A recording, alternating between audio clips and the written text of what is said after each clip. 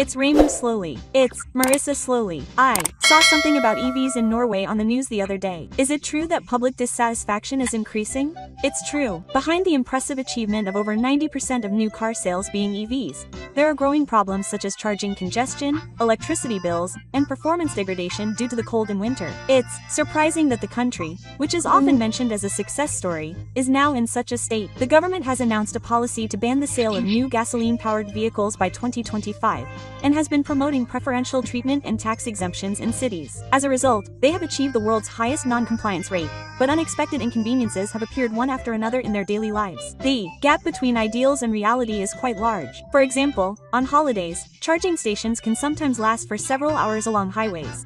People who don't have the necessary equipment at home have to go out at night to look for autumn, which has become a burden on their daily lives.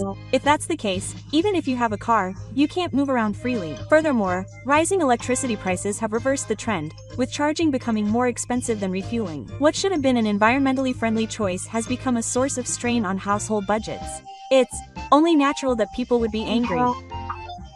In this video, I'll explain the pros and cons of how Norway's EV production progressed and why some people started to feel dissatisfied. Take your time. The first thing that came to light was the real obstacles behind the widespread adoption of EVs. The first major obstacle to emerge was charging congestion. On holidays and during winter tourism, long lines formed at quick charging spots along the highways, with people waiting for 2 or 3 hours. Waiting for several hours would defeat the purpose of traveling quickly. That's right. Since it takes more than 30 minutes per car, the lines never stopped and it wasn't uncommon for people to wait 2 or 3 hours. Some people even gave up on their travel plans due to the restrictions. It might be easier for people who can charge at home, but it would be tough for people living in apartment buildings. That's right. People who live in apartments can't install equipment at home, so they have no choice but to line up at public chargers at night. The lines continued even late at night, restricting their daily lives. The second obstacle was electricity costs. Norway is said to be a country with hydroelectric power, but due to the water supply and aging, the amount of electricity generated was unstable, and international prices and other factors added to the problem. So that's when the talk started about it being more expensive than a gasoline-powered car. Oh, right. At the neck scratching equilibrium, a single quick charge could cost several thousand yen, and the monthly total could reach tens of thousands of yen. It became a burden on household finances, and owning an EV itself became an increasing burden. It's a contradiction in that it's supposed to be good for the environment, but it's tough on your life. As a result, people started saying that they thought they were making an eco-friendly choice, but ended up paying the same amount of money as a luxury car. The gap between ideals and reality was huge. The third obstacle was the cold. In winter, the battery performance could drop below the target, and the battery could drop dramatically. How much shorter would the distance you could drive be? It would be 20% to 30% shorter. What's more, if you use the heater, the power consumption would increase even more, and the remaining battery would quickly decrease. That would make even commuting and shopping unsettling. In fact, on a day of extreme cold, all EV buses stopped moving, and traffic in the area was paralyzed. The same was true for personal use, with cases where people were forced to charge their cars along the way, even for short trips. And so, charging traffic jams and the cold. These three realities have combined to create a great deal of dissatisfaction and fatigue among the Norwegian people.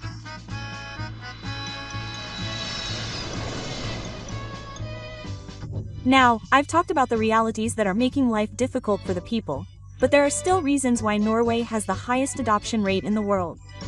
Why did it spread so quickly? One is lifestyle. In the Kansai region, outdoor outlets have long been installed for engine heaters.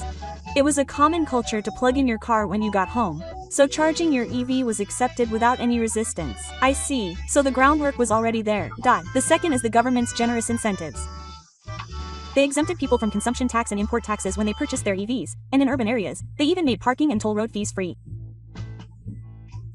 They could also use the expressway priority lanes. When you're treated that well, there's no reason not to choose them. That's right. In urban areas in particular, regulations on gasoline-powered vehicles were also becoming stricter, making it overwhelmingly advantageous to buy an EV. The third is the size of the country. With a small population of around 5.4 million, Norway has abundant hydroelectric power. This has made it easier to develop infrastructure than anywhere else in the country. The conditions were right, so the switch was made all at once. That's right. Renewable energy, enthusiastic policies, and a lifestyle unique to Norway. The combination of these three factors allowed Norway to achieve the world's highest adoption rate in a short period of time. However, this success was supported by circumstances unique to Norway. It wasn't something that other countries could simply copy.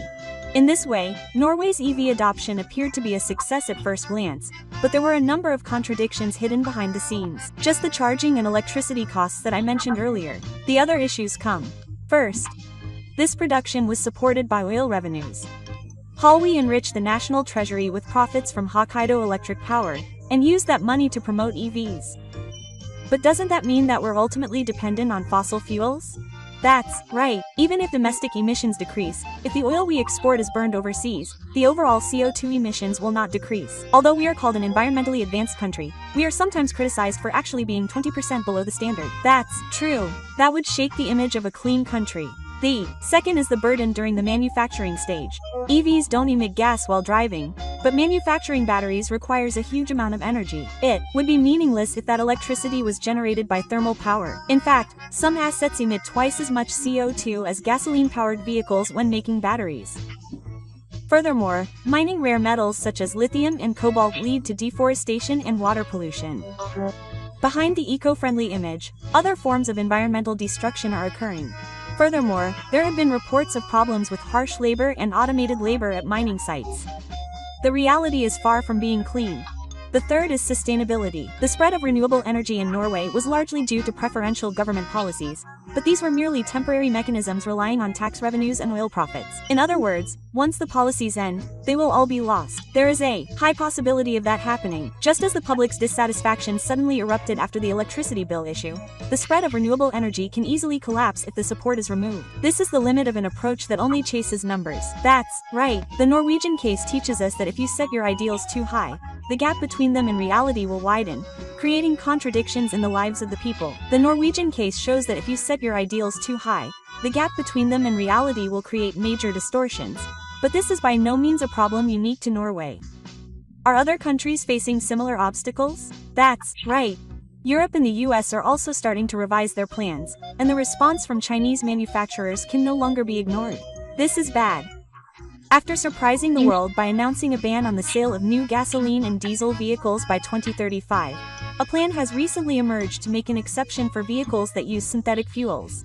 It seems that going completely EV only isn't an option. Germany's major automakers have also changed course. BMW and Mercedes had previously declared a complete shift to EVs, but have now shifted to a flexible strategy that includes hybrids and synthetic fuels. It's true that focusing on one technology is risky. The US is the same. The push for EVs has accelerated thanks to the presence of Tesla, but recently some manufacturers have begun to withdraw from the EV business. Things haven't progressed as expected due to the barriers of charging infrastructure and electricity costs. The reality is that ideals alone can't sustain the world as a whole. Amidst all this, Chinese manufacturers are gaining momentum. Companies such as BYD are receiving government support and receiving subsidies to enable them to establish systems for mass production at low cost. By 2023, Chinese-made vehicles accounted for nearly half of global sales. They have expanded rapidly in terms of price and quantity. However, there are many concerns behind the scenes. Issues with vehicle bodies not meeting safety standards and durability, as well as environmental destruction and labor issues at the sites where raw materials for batteries are mined, have also been pointed out. In other words, not only Norway but also other countries are wavering between ideals and reality. The trend of focusing solely on EVs is gradually changing, and we have entered a stage where we are exploring a variety of technologies. The next thing to look at is the environmental impact of EV batteries. Not emitting gas while driving is certainly a major departure, but that doesn't mean everything is clean. So the biggest problem is at the manufacturing stage? That's right.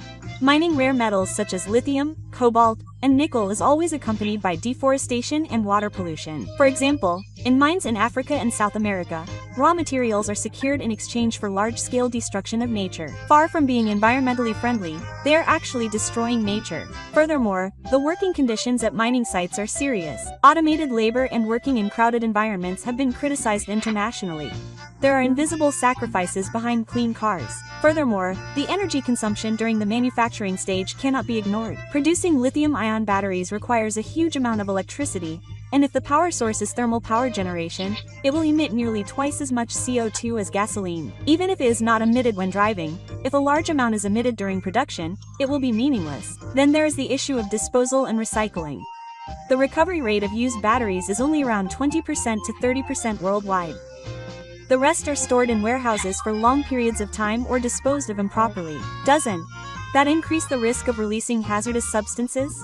That's right. Once a battery has been degraded and thermal runaway occurs, it is difficult to recycle it, and there is a high risk of it failing. There are also major issues in terms of safety. Some are trying to reuse them as power plants or home storage batteries, but the cost is high and the efficiency is not sufficient. The recycling technology itself exists, but the current situation is that recycling is not suitable and it is not widely adopted. In other words, if the technology is not developed, the environmental value of EVs itself will be shaken. Well, if we look at the entire battery life cycle, we are still far from reaching a state where we can be relieved about clean energy.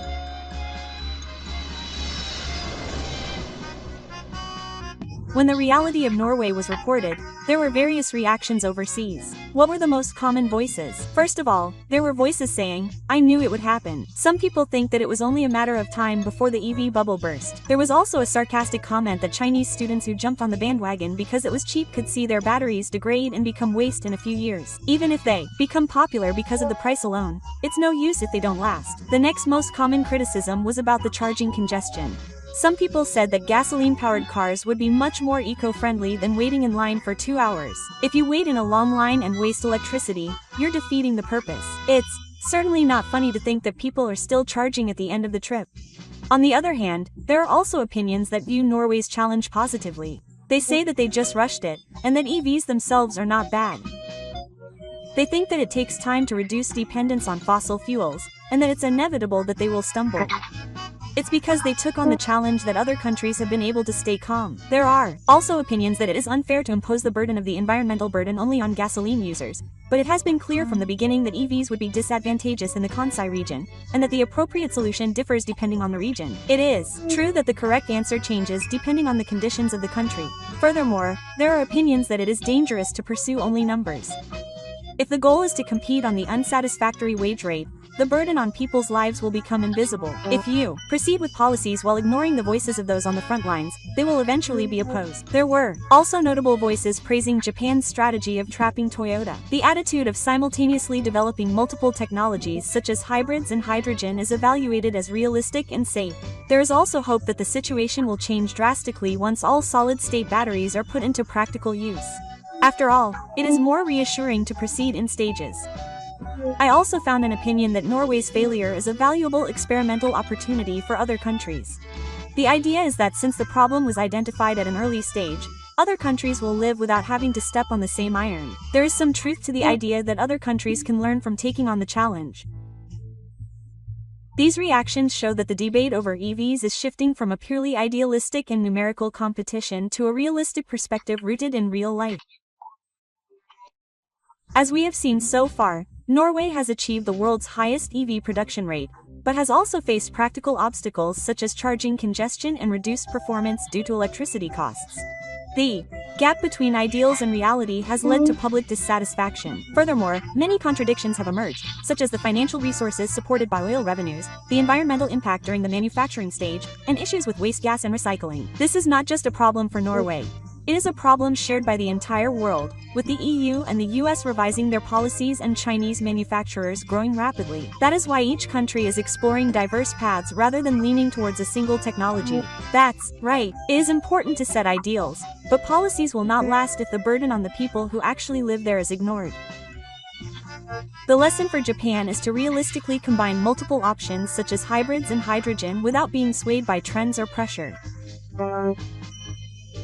In the end, the best shortcut may be to create a system that can be used without difficulty in daily life. Hey Marissa, not too long ago, the whole world was saying that China would overtake the US and become the world's largest economy. Is that impossible? Yeah, it's true that everyone believed that it was a certain future. And it wasn't just some fantasy of economic commentators. It was officially announced by global economic organizations like the IMF and PwC. Seriously? Was it that far-fetched a prediction? Oh, really? PwC released a report in 2017 predicting that China would become the world's largest economy by 2030. And the IMF also wrote a global economic scenario based on the assumption that China's GDP growth rate would continue to grow at over 6% throughout the 2020s. CBR initially predicted that China would overtake the US in 2028, but later moved it up to even earlier. Wow, that was incredible momentum. But I do think China was really doing well back then. Right? In fact, the Chinese economy from the 2000s to the early 2010s showed such great growth that it could be called a miracle. Immediately after the Lehman shock, China launched an economic stimulus package worth 4 trillion yen and continued to grow through investment in infrastructure and real estate. 4 trillion yen is roughly equivalent to over 60 trillion yen at the exchange rate at the time. As a result, China maintained annual growth of 7 to 10%, and skyscrapers were built one after another, and the economies of Beijing and Shanghai were now comparable to those of mid-sized European countries. Isn't that truly amazing? Furthermore, China has been amazing in the IT field recently. That's right. Starting with manufacturing volume, China has now expanded into IT, and is competing with the United States in terms of dispatch workers, and is on the verge of transforming from the world's factory into a technology superpower. Riding on this momentum, even overseas economists ran special articles about China's permanent employment and the end of the United States. What? A Harvard professor said the same thing? Oh, even super-famous scholars like Kenneth Rogoff and Joseph Naito have asserted that America's one-party dominance is coming to an end. The McKinsey report also predicted that the center of the world would shift eastward by 2030, citing China's rising urbanization rate and educational standards. So why is this happening now? Isn't GDP still high? On the surface, the latest GDP growth rate released by the National Bureau of Statistics of China is 4.6%. At first glance, it looks pretty good, but in reality, even that is suspected to be an exaggeration. What? Are they manipulating the numbers? According to analysis by the US Federal Reserve and an independent tanker called Rhodium Group, the actual growth rate is said to be only 1 to 2%. In other words, it's all statistical fabrication that only looks good. But if the growth rate is just declining, shouldn't there still be room for recovery? Unfortunately, that's not the only problem. The real estate market, which has been driving China's economic growth, has completely stalled since the early 2020s. Does that have anything to do with the news about Evergrande? It is. Giant real estate companies like Evergrande and Country Garden have been going into debt one after another, scaring away investors outside of China. Local governments used to earn money by selling land, but that has plummeted and they can no longer invest in infrastructure. That means the local economy is in trouble. In addition, the youth turnout rate is also a serious problem. It is said that the turnout rate for 16 to 24-year-olds in urban areas exceeded 21% in 2023. And then, surprisingly, the government stopped announcing the turnout rate for younger generations altogether. What? So they have no choice but to hide it. That's exactly what it means. The reality is so harsh that they can no longer make it public. Furthermore, China's population is also declining. The turnout rate is at an all-time low of 1.09. It is significantly lower than the OECD average. Does that mean that more and more people are not having children? Why? Young people in urban areas find that raising children is too expensive. They feel that education costs are not insignificant. That's why even if the country provides childbirth subsidies, it will have no effect. The 30 areas of declining birth rates, aging population, and increased social security costs are steadily progressing. So the era of population bonuses is over, isn't it? That's right.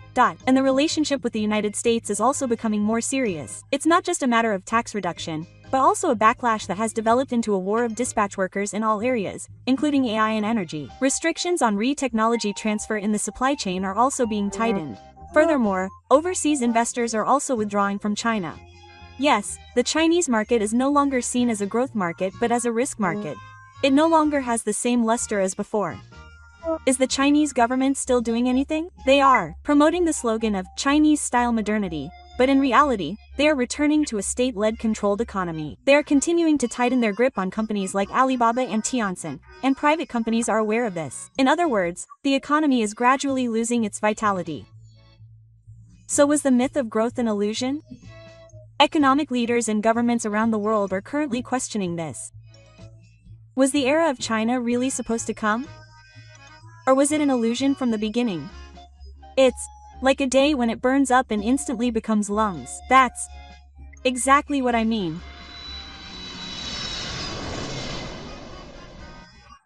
But Marissa, if the Chinese economy has come to a sudden halt like this, isn't there some bigger reason?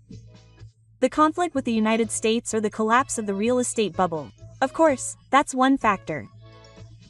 But there are more fundamental and decisive factors. It's the existence of one person, the collector. Mr. S. Collector is certainly the top of China, but does he have that much influence? Yes, he does.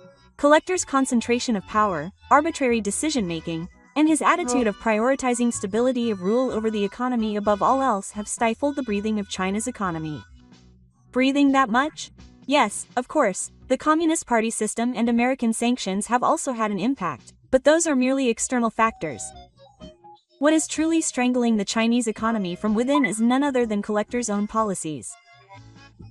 He was the one who promoted the China Dream, didn't he? He wanted to grow both the economy and the country's power. That's right. If you look at the ideals alone, they sound like grandeur. But what he actually did was the exact opposite. He concentrated power in one place, eliminated political diversity, and ignored economic risks. What exactly did he do? The first thing he did was the anti-corruption campaign. He started it immediately after taking power in 2012. On the surface, it was to clean up politics, but in reality it was a sexual harassment campaign. Oh, really? It's said that more than 1 million bureaucrats and executives were forced to act as agents. They were accused of corruption, but in reality, many were targeted simply for expressing their objections to policies or for belonging to different factions. Doesn't that make it impossible to have healthy debates within the party? The Chinese Communist Party originally had a system of collective leadership, where 7 members of the Politburo would discuss and decide on policies. But that mechanism collapsed after the introduction of the collective leadership system. Now, all income and expenditure are decided by one person. Does that mean no one can go against the collective leadership system? That's right. That's why both local bureaucrats and companies have come to look to the central government for guidance, and their vitality has been gradually lost. As a result, the economy has become rigid, with people afraid of failure and not taking on challenges. Shouldn't the economy be more flexible? And that's exactly the problem. An economy can't grow unless it can respond flexibly to changes in the market. But in today's China, the local government is trying to forcefully realize the central government's ideals. It's like an old-fashioned planned economy. Are private companies also involved? They are, completely involved. A particularly big one was the policy announced in 2018 to instill the Communist Party's guidance in all corporate activities, requiring private companies to establish Communist Party branches. Communist Party branches inside companies. Doesn't that mean politics has even infiltrated management? If you're under such surveillance, it's not hard to run a company. In reality, it's probably harder to move forward. Innovation is born from taking risks and doing new things. But in China today, if you do something, you'll be criticized. The atmosphere is that if you resist, you'll be eliminated. So doing nothing is the safest option. It's ironic that the most effective strategy for private companies is to do nothing. It's so sad. I've often heard of the policy of joint winter wages, but what about that? That's also full of problems. In name, it's about correcting inequality and distributing wealth more precisely, but in reality, it's just a crackdown on the wealthy and growing companies. What happened in the end? The consumption appetite of the poor declined, and demand in the luxury goods market and the education industry also shrank. There was an atmosphere that if companies opened up, they would be targeted, and investment sentiment cooled. Capital restrictions on real estate companies and sales restrictions on new construction also shook the local economy. Even though many places in the regions rely heavily on hula to begin with. That's why employment and consumption in the regions have cooled. And the biggest victims are young people. It seems that it's all about finding employment. In urban areas, there are no jobs even after graduating from university. The irony that graduation equals loss of wealth is overflowing on social media. The collection soldier said that young people shouldn't be afraid of hardship. But if they don't have anything to eat in the first place, it's pointless. Have you heard of it? It's related to the lying down tribe. That's right. More and more young people are withdrawing from competitive society and trying to live a minimal life. The fact that the younger generation is withdrawing from productive activities is a well-known fact for the country. But isn't that just a temporary downturn? Once the money goes back, things will be fine. Unfortunately, it won't end there. This is a crisis caused by the veins of the system. In the collection system, no one takes responsibility if a policy fails, and there is no mechanism to correct mistakes. Wait, so they just push forward even if it's wrong? That's right, central decisions are absolute, so people on the ground have no choice but to follow them. No one can stop them, even if they are out of touch with reality. Isn't that incredibly scary? It's a reign of terror. The real-world tax that Deng Xiaoping once valued. In other words, the idea of making decisions based on facts has now been completely gutted. I see. So in today's China, protecting the system is more of a priority than running the economy. What China has now is an economy of planning and determination. There is no flexibility or imagination, only control and silence. And that is the biggest factor that has crushed economic growth. Hey, Marissa. So far, we've been talking more about the government and policies, haven't we? But I had the impression that China has a lot of amazing private companies, and that image isn't wrong. In fact, China's private companies have always been the engine of national growth. Starting from manufacturing volume, to IT, FINECH, education, games, EC, and AI, they gradually gained the ability to compete globally with flexible market responses that a complete economy cannot. Certainly, companies like Ariba and Tencent are already global companies. Weren't they the envy of young people? Yes. Ariba, Tencent, ByteDance, Meituan, Rendon, and Ant Group were all ranked among the world's top companies in direct competition, and were also attracting attention from international investors. They were truly dream jobs for young Chinese people. So why did the economy decline so much? If it had been supported by private companies, it might have held up a little longer. That's the problem. It can be said that those private companies have now become targets of the state. Could it be that the target is Zhou Cheng? Yes. In 2020, Ariba founder Jack Ma briefly criticized the Chinese authorities' financial supervision system at a financial forum in Shanghai. That was all. But the price was incredibly high. What happened? The IPO of Ant Group, which Jack Ma was leading, was suddenly stopped. The scale was a whopping $35 billion. It was one of the world's largest IPOs, but it all came crashing down in one go. Seriously? Such a large-scale plan gone up over a single park? That's not all. Ariba was then fined $2.8 billion for violating antitrust laws, and Jack Ma himself effectively disappeared from the public eye. That's terrible. That means if you criticize, you'll be crushed. That's exactly what the Chinese government has clearly communicated to all companies. You must obey the state, or you won't even be allowed to exist. Scary. But that wasn't the end of it, was it? Oh, and that was the trigger for other companies to be targeted one after another. The rival app, Tesla, was removed from the App Store on the grounds of national security shortly after it was listed on the New York Stock Exchange. It was even subjected to a cyber investigation. It seems that expanding overseas has become more difficult. Furthermore, TikTok, operated by ByteDance, was ordered to clearly separate itself from its domestic Chinese counterpart, and data management has also been tightened. The Educational Infiltration Act and the Trade Act are strict regulations on the grounds that capitalist pursuit of profit is bad for young people. Wait, so online learning took a big hit? Yeah, it's plummeted. It's basically a total disaster. The gaming business has also been criticized for being mentally unstable, leading to restrictions on the amount of time minors can play and increased censorship of content. Wait a minute, isn't that more like ideological control than economic policy? Good catch, Reimu. The Communist Party has been able to absorb ideological management and value control right into the heart of the economy. As a result, the stock prices of Tencent and NetEase plummeted, and their corporate values were wiped out by several hundred yen. Isn't that going too far? And what this series of events has revealed is that the Chinese government is a state that prioritizes political neutrality over market forces. And it has begun to thoroughly impose its ideology on private companies. Oh, is that related to the investment departments within companies that you mentioned earlier? Yes, the government's introduction of the collectorate has thoroughly implemented the policy that all organizations must be under the guidance of the Communist Party. As of 2022, 92% of large Chinese companies have Communist Party organizations within them. In other words, even management strategies are influenced by the party's intentions. Ideology is even seeping into corporate decision-making. That's the worst risk from an investor's perspective. Well, of course that would drive foreign capital away. In fact, in 2023, foreign direct investment, FDI, in China fell significantly from the previous year to 100% for the first time since the 1980s. In other words, more is going out than coming in. So of course, startup and venture investment have also plummeted. US and European venture capital firms have pulled out of the Chinese market, and the number of IPOs on the Hong Kong market has plummeted. This isn't just a temporary fluctuation. but a fundamental avoidance due to questionable systems.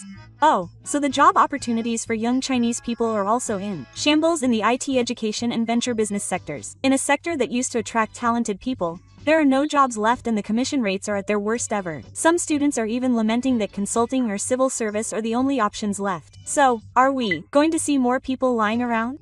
Oh, that's not laziness. It's a silent lesson in a society where hard work doesn't pay off. But the government is turning it into a political party, calling it order and healthy development.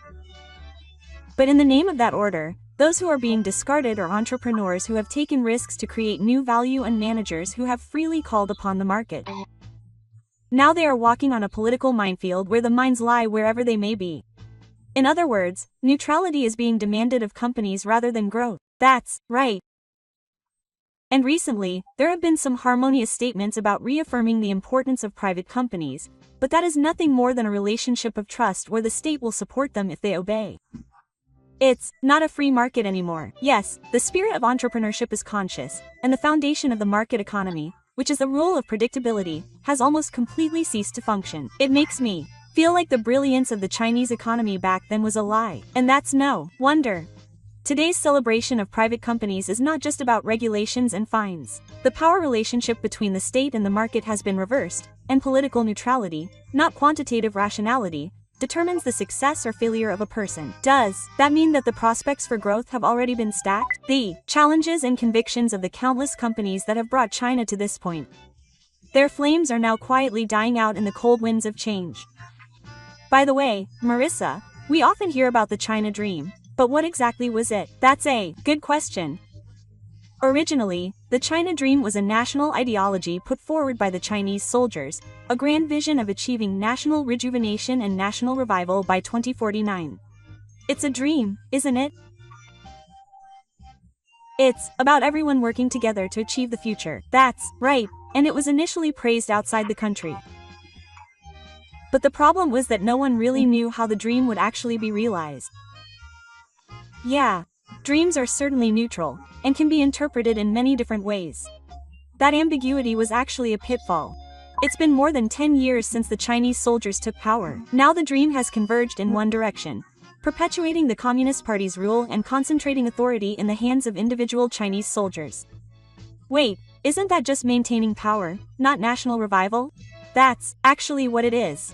Even economic development and reform have now become subordinate to ideology. The voices and dialogue of the people are increasingly being eliminated, and all that's left is silence and revenge. But can the country be run smoothly under such circumstances? It must be difficult. Centralization has accelerated, and local governments have lost the ability to make their own decisions. Policies are introduced all at once without experimentation, and no one takes responsibility when they fail. Fear is rampant on the ground, and constructive opinions are no longer being expressed. It's more like an order than a dream. The country is demanding patience and self-reliance from its citizens in the name of a dream. For example, communal prosperity sounds good, but in reality, it's not about the distribution of wealth, but rather the asset class itself is sinking. What, then, is the same for the middle class? The middle class suffers from education costs, housing costs, and medical expenses. The upper class is subject to regulation and surveillance, and the hypothetical class has no chance to move up in society. Everyone is suffering. And yet you say the dream is progressing? I see.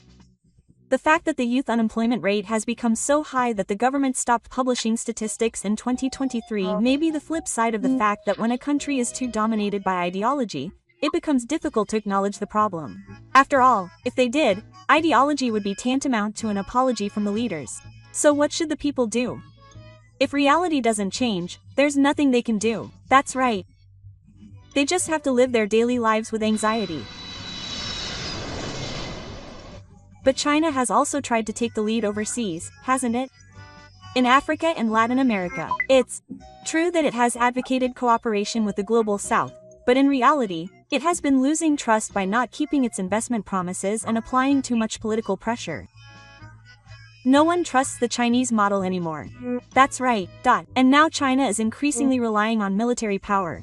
It's trying to unite the outside world with strong nationalism, not the economy or culture. The Taiwan issue is the same. The slogan of national exams is being used as fuel to distract from dissatisfaction with the economic decline. And it's in a very dangerous situation where it will stop at nothing to protect its ideals. It's just like the former Soviet Union. When ideals start to ignore reality, the country is no longer sustainable. In other words, China is currently facing a crisis of 20. One is the economic and institutional failure. The other is the spiritual void between ideals and reality. The school buildings are truly more serious. When an ideology becomes absolute, people can no longer think outside of that framework. Without the ability to criticize or correct it, the country will eventually collapse. And the more this progresses, the more the country is actually damaged and the future is closed off. Private companies are suppressed, the hopes of the young people cool, investors turn away, and speech is suppressed. That makes no one happy. Ideologies are supposed to make people happy, after all. When those ideologies get out of control, the country heads towards tranquility rather than prosperity. And that stagnation will only continue to affect China. That's all for the explanation. Was that easy to understand? So, if you enjoyed this video, please subscribe to the channel. Come back again and relax.